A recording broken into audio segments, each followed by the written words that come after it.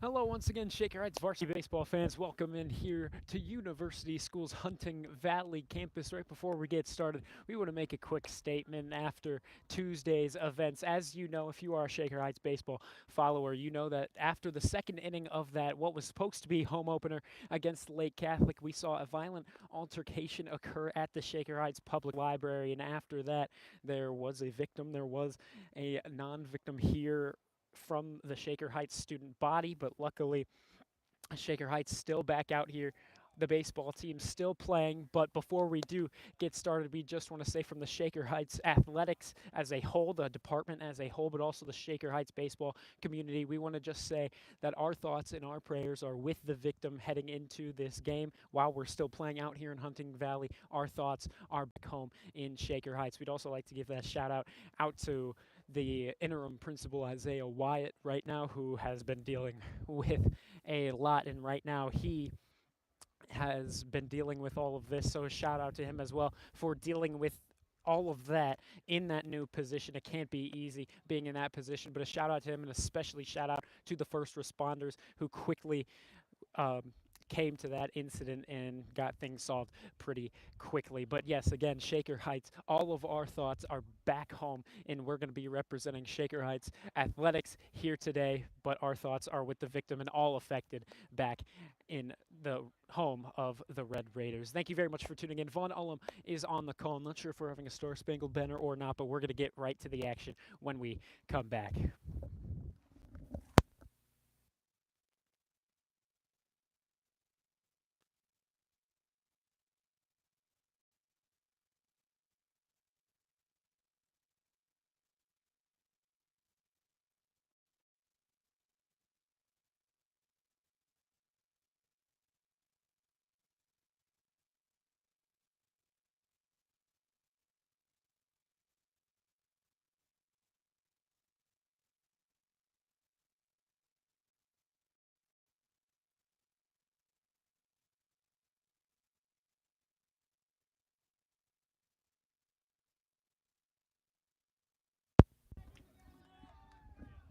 And it looks like here we are going without the national anthem. Reason being, I assume, is well, if you look around here at the Hunting Valley campus, no United States flag in sight. You can assume there's one over there by the football field, which is just out into left field. But yeah, no actual national anthem, or excuse me, no actual flag out here at the baseball field. Same as Shaker Heights, but the flag is actually in view of the baseball field, though it's put on to the field of the Russell H. Rupp Stadium. Shaker Heights here today, going to be your away team, of course. It was supposed to be their home opener on Tuesday. They played 2 innings of baseball, but after that, as we said, it was interrupted, delayed, and eventually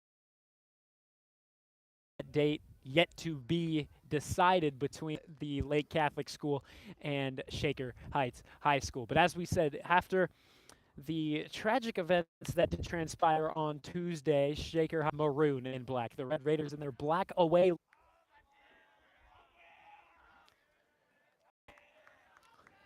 Lewis right now checks the runner over at first. Here comes the pitch. This time he won't go, but he'll draw the walk, so he gets the free pass over to first, or excuse me, over to second anyway.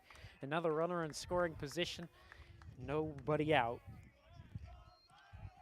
And right now, Shaker Heights in a bit of a defensive anxiety situation for the new batter, number 4, Gilbert. And here comes the first pitch bunt situation. He'll go through it, and the pitch was off the mark there, so it'll be strike one. Ruled a swinging strike technically, but on the bunt strike, it's going to keep runners over at first and second. We'll see if they try once again. Robinson coming in, playing it inside on the infield grass.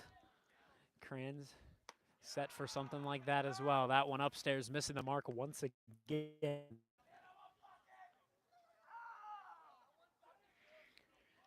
1-1 goes your count. Nope.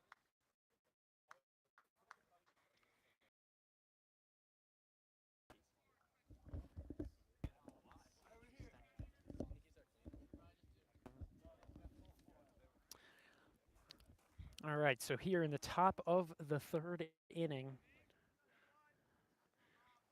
if the stream was working or not. Two away, two runners on with O'Shea Howard over at second. Coxon over at third. This one could get through, and indeed it will. O'Shea Howard roll around third. He'll come around to score. Here's the throw to the plate. O'Shea Howard slides in. He'll be safe. And that ties things up at one apiece. And Shaker Heights still threatening. Just found the hole between second and third. And Casey Robinson, their cleanup hitter here today, will be sent to the left-handed hitter's box. Neiman goes now 1 for 2 on the day. And Casey Robinson wanting the same kind of story. He's 0 for 1, looking to go 1 for 2 here with an RBI. And that one taken, inside. They roll it a strike that time. 0-1 goes your count. Two away, two runners on. As we said, now it's Neiman over at first, Coxon at second. 1-1 now, tied ball game here in the third inning. Here's the pitch, and that one down low. A little inside as well. Kranz would be due up next. We'll see if he gets the crack at things. If Neiman's able to keep the two-out rally. Shaker Heights has really been able to lay on some two-out opportunities. And now here, that looks like a balk. And assistant coach Welsh is telling him that's a balk 100%.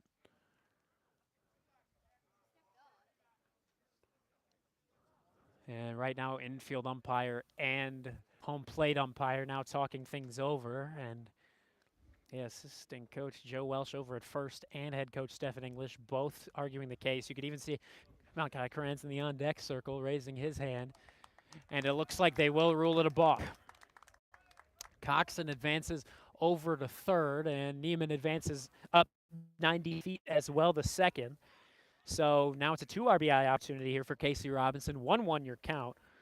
But that's a big-time balk here in this situation. That's not going to be helping out Moss by any means. Shaker Heights tied 1-1, laying on their first run of the season. Of course, not counting that brief outing in Lake Catholic that didn't end up resulting in being a true game after the interruption.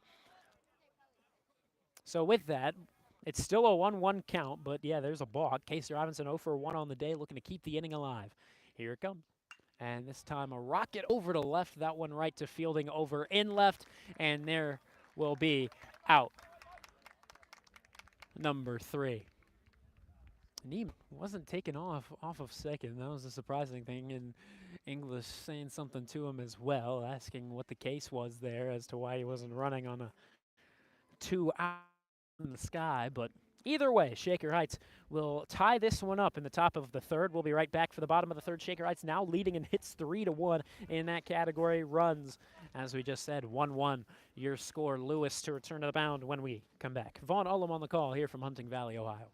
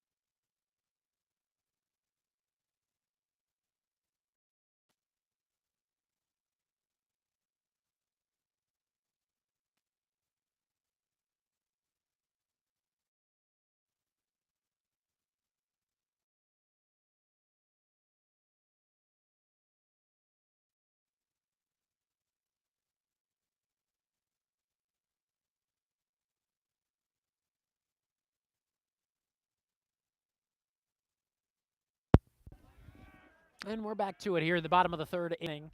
Nobody on just yet. We're just getting started. This one lined out into center, but Landover ranging back. That one just off the wall. Landover with a quick throw in, and it'll get to O'Shea Howard, but just too late. So the third inning begins with a lead-off double out into center. You know, not playing around with a tied game. Low from Wesley Lewis. Wesley Lewis up to 53 pitches, only 30 of them hitting the mark, which is not where it exactly needs to be. It's not exactly the worst we've seen. And of course, he's only let one through over the first 2 innings, so it's not like the panic button needs to be pressed. That one missing low and in. 2-0 goes the count. But of course, when you're getting knocked on a lot of the strikes being thrown, that's where issues begin to arise. 2 hits, however, so far. One upstairs on the new batter Nelson, the shortstop here today. So far, Shaker Heights has has 0 errors to their name defensively so far. In the name of errors for University School, they've had 1. It was on that flip over to O'Shea Howard at first, and their strike 1 called on the 3-0 pitch. Moves it to 3-1.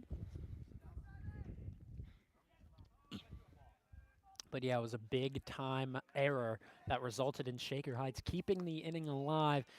And there another strike that moves it from 3-0 to 4th. Payoff pitch in just a moment here. Nobody out just yet. Runner on second is Moss, the pitcher here for US here today. Under the gray skies, here comes the payoff pitch. This one launched up. This one popped. And Nate Landover ranging in. Neiman ranging back. And that one going to fall down. Neither of them able to get to it. And so it'll be runners on the corners with nobody out. That could be ruled as a defensive error. We'll see. It was in shallow center. Could rule it as a bloop single, maybe. Oh, it was just bizarre placement. You could see both Neiman and Landover trying to get there in time. They both had their eye on the ball, just neither of them were exactly able to get where they needed to be. So again, another payoff pitch knock given up from Wesley Lewis. So up next is the center fielder Nelson. Number 11 on the, number 1 on the back of the maroon jersey. Runners at the corners, nobody out. Here's the throw on the first. And they do rule on game changer as a bloop single. So Nelson, a guy 1 for 1 on the day, gets his crack at an RBI chance here with nobody out just yet. There, that one right down Broadway. Strike number 1 to Nelson. But yeah, Nelson, his first time up, singled, then later on went to steal a base, as Shaker Heights has already allowed 3 stolen bases against them defensively. But the main difference defensively has been the pitching, and Wesley Lewis 59 pitches, 34 strikes, while on the other side, Moss has only had to deal 28 pitches through his 3 innings. 22 of them hitting the zone, and a throw for Cox, and he bobbled it behind home plate, so he'll just let it be and eat it up. 1-1 goes your count on the miss, and still nobody out just yet.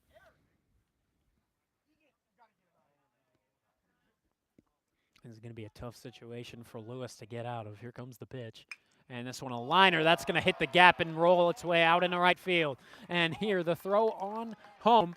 And the tag applied. They say he's out at the plate. Beauty of a throw from Eli Stolfus. And a U.S. runners arguing, so are the U.S. Preppers fans, and the umpires really arguing the call. Now the coach comes in. He's arguing the call.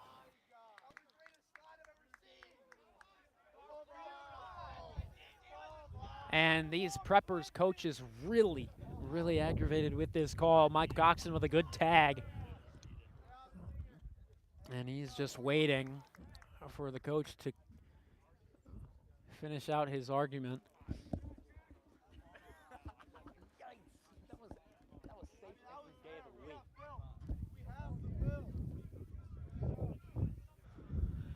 And eventually, the umpire told him to stop pushing back.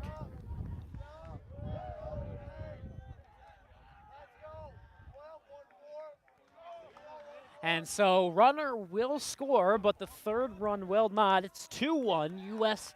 in the lead. Runner over at second. There's your first out here of the inning, and they needed it badly. Here's the pitch, and this one popped up. This should be a simple routine out, but it's that same kind of location. Neiman calling for it, and he'll make the catch this time. No drama that time, as that one will not fall in. And now there's 2 away in the blink of an eye.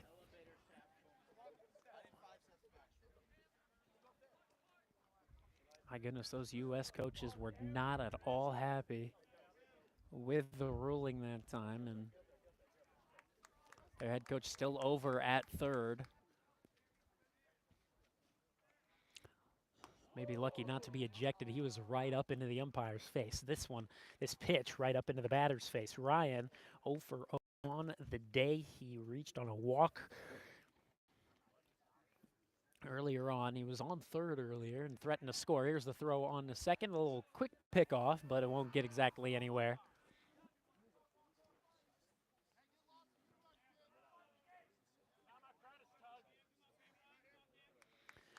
One ball, no strikes, 2 away here in the bottom of the third. Ryan, batter, will swing through strike 1. That's a big time swing and miss that time, drawn from Wesley Lewis.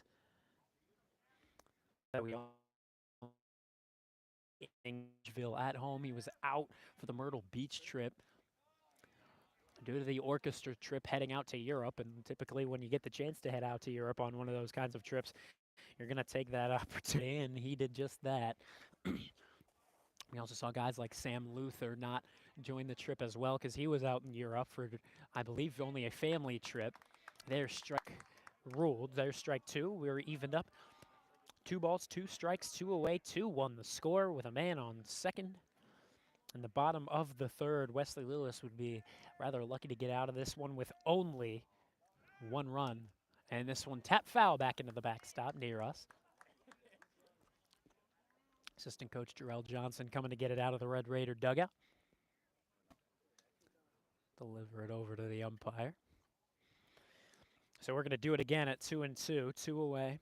2-1 the score. Shaker Heights needing to get the bats going, and it looked like a promising little start to the offense there in the top of the third. A little bit too late, as we said in the last game, even though it wasn't really a game against Lake Catholic, that Shaker Heights just needs to continuously keep the bats rolling throughout all 7 innings.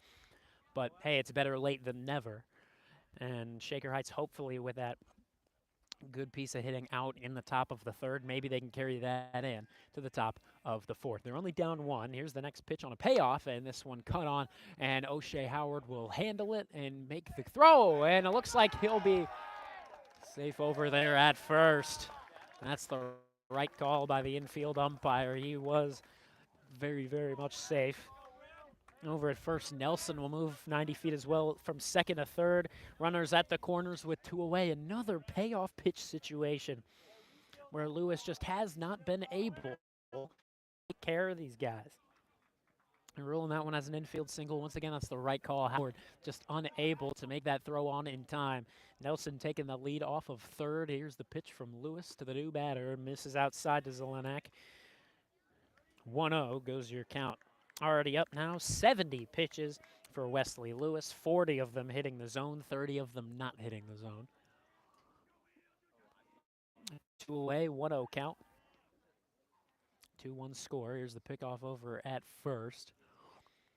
Ryan back in safely and easily.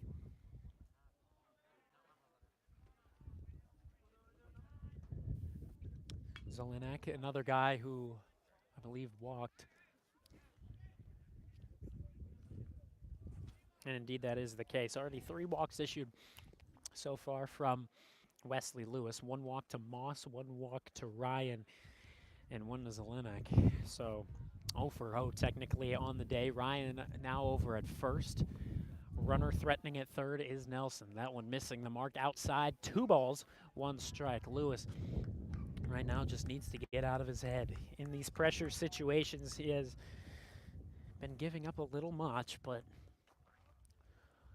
hopefully it doesn't work his way back into a payoff pitch. Here's a tapper. Neiman going to be right there. It'll bounce off the second base in weird fashion, right off the bag. And so Nate Landover delivers this one back in, and that is just an unlucky bounce off the base. Right off the bag over the glove and into center field it went. Neiman was there to make the play, but there you go. Just sometimes that's how the cookie crumbles, and that cookie is going to lead to run number 3 coming across for US 3-1. Now the lead for University School. Runners are back at the corners. Now the pitcher talking to the infield umpire, as it looks like we're having a break in action real quick here. Gilbert will be the next batter. Gilbert here runs Raiders and pitch missing side once it.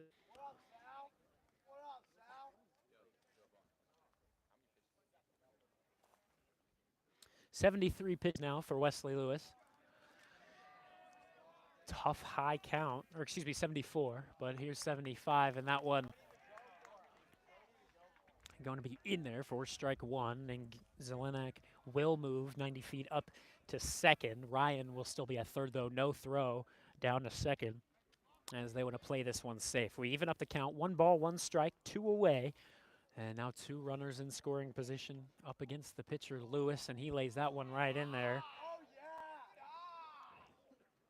Surprisingly not called strike 2. That one, I suppose, just a bit elevated. That one right down the middle of the plate. But the umpire not pleasing everybody here today. 2 balls, 1 strike, and this one fouled back into the glove. A scrape into the glove of Michael Coxon behind home plate. And now, actually, don't believe we did this. Here's the defensive lineup behind you. Eli Stolfus out in right, Nate Landover in center field, Jeremy Silver out in left, Casey Robinson, O'Shea Howard to the right of second, and Aaron Neiman, the other middle infielder, with Malachi Kranz over at third. That one missing the mark up high, and once again, a payoff pitch. How many of these have we had to deal with? And it's only the bottom of the 3rd inning. 2 away. Here comes the pitch. And here, swing and a miss. And he'll get it. Good positioning that time, and just too anxious for the pitch was Gilbert. He'll swing and not draw contact, and with that, we close out the 3rd inning. 1 run came across for the Red Raiders in the top of the inning. 2 came across for University School, so Shaker Heights down by 2 here as we enter into the middle inning number 4. Von Ullem on the call. We'll be right back with you here in Hunting Valley.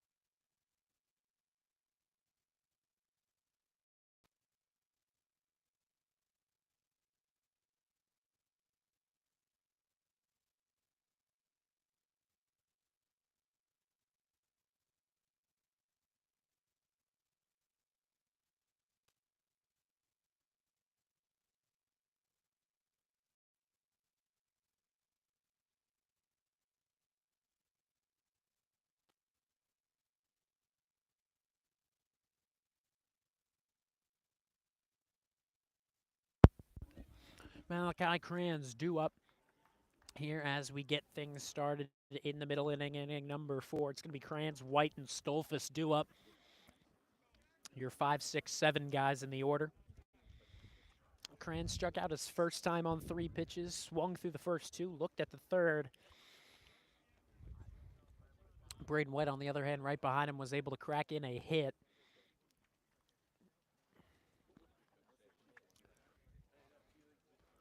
And we'll see if Malachi Kranz can get the Red Raiders pumped up back to where they were in the top of the 3rd inning. We'll see how this one goes. Here's the pitch, and this one a liner right to the glove over, and here's the throw on the first. Kranz unable to beat it out, and a 1-pitch grounder.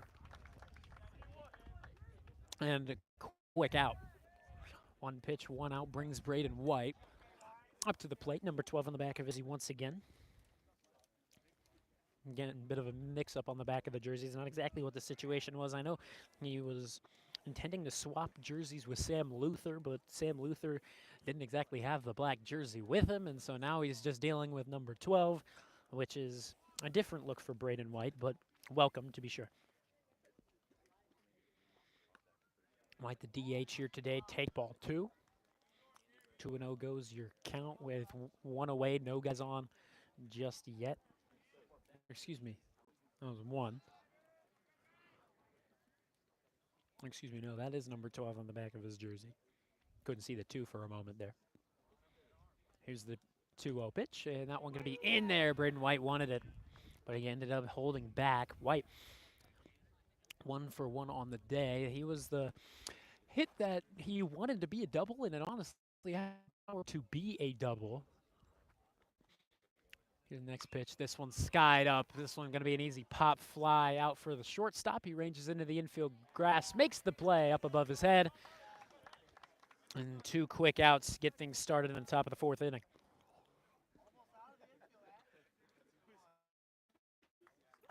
Some quick pitching right now from Moss.